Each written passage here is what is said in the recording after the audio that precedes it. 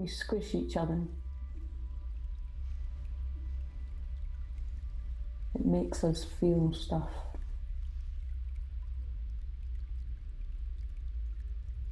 Hi, folks. Hi, Luke. Hi, Jess. Hi, Claire.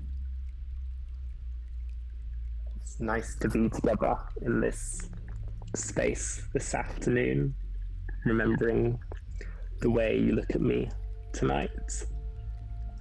I wondered if we might begin by talking a bit about where it came from, this score called Stroll and Talks, which became quite important to how we shaped the show and how we talked with each other.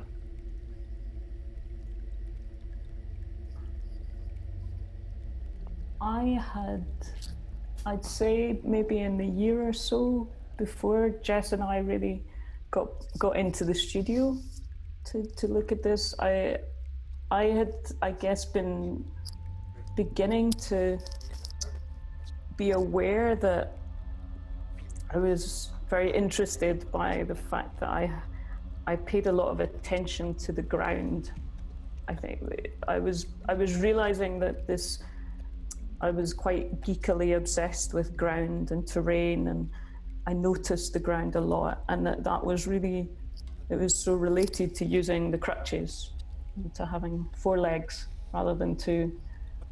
And I had begun to sort of understand that I was noticing certain things in the world, such as the ground, because of the crutches and because of the lived experience of disability.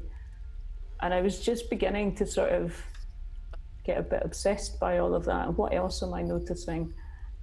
And then coming together with Jess, and then with Alva Noy, the philosopher that we worked on, I began to sort of suddenly realizing from them that this interest and this awareness I was having was essentially phenomenology, as they were calling it.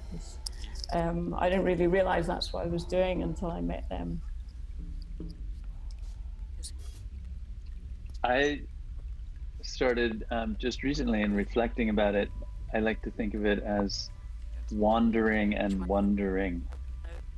There's such a distinctive felt quality to me in the space as Claire and I would walk around, literally around the audience, and that there's many layers of it, that we were welcoming them into a space that was slightly different than a traditional theater space, and signaling to them by walking all around them that they were invited also to be physically active in the space, to turn their perspective and look or listen as we moved behind them and through them and in and around. And that already began a kind of, that moving and walking and wondering created a kind of atmosphere that I think was really pleasant to be in.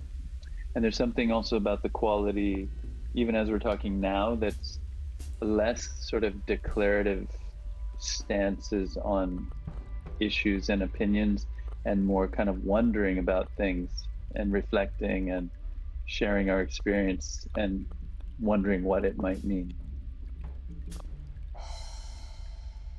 There was also something about this act of traveling together or in relation to each other, the way that it changes the way, as you're saying, like the way that it changes the way that we talk to each other and changes the flow of conversation, that I think was really important, and something about how it breaks a formality of a way of talking as well. And I think that was something that was so important to both of us in terms of the whole show, was this idea of softening an experience for people and softening the formality of a lot of expectations around theatre spaces and etiquette and all of these things. And I think that mode of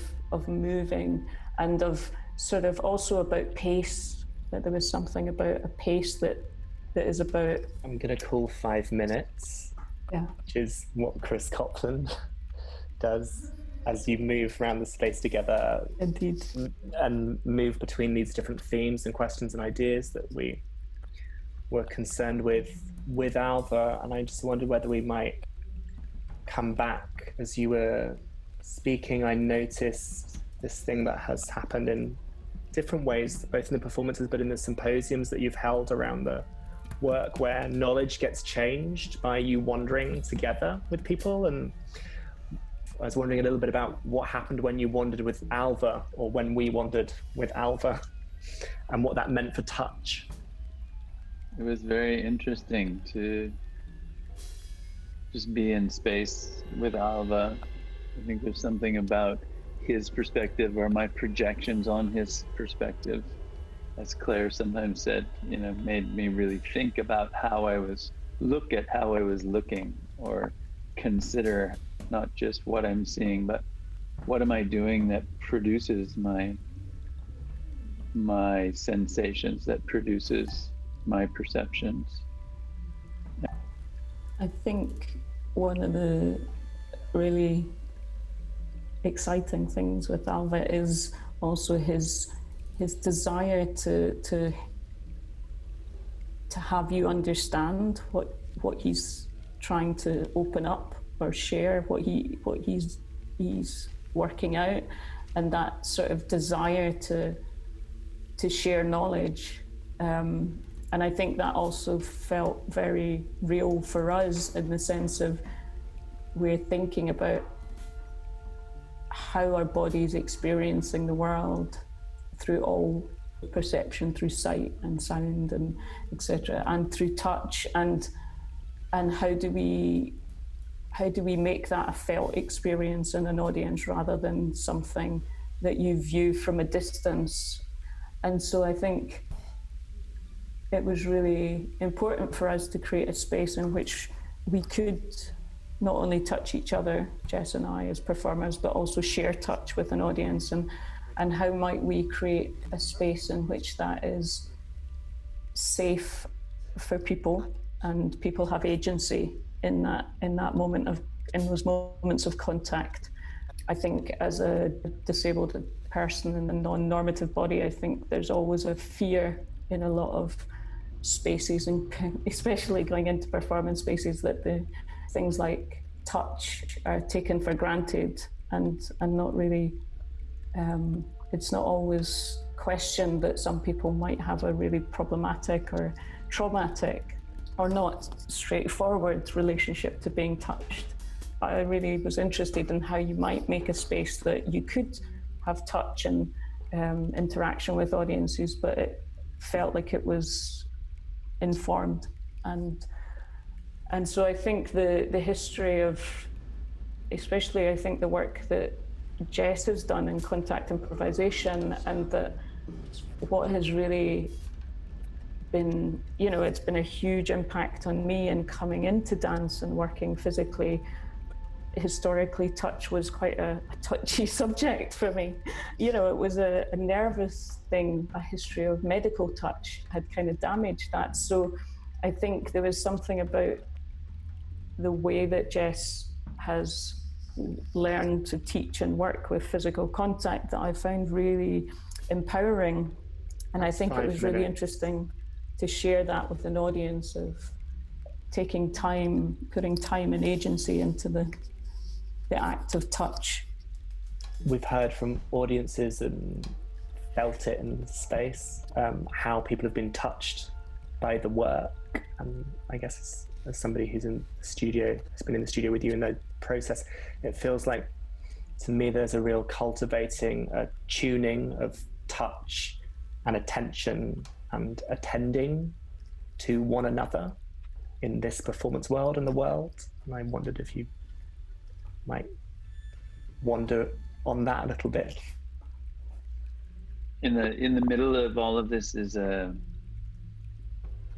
again, in a way, coming back to some of Alva's premises about what it is to perceive, and that that perception is an active. We produce our experience by how we move in the world. You know, where we look, the where I point my face creates what I see, or where I move my body creates what I feel.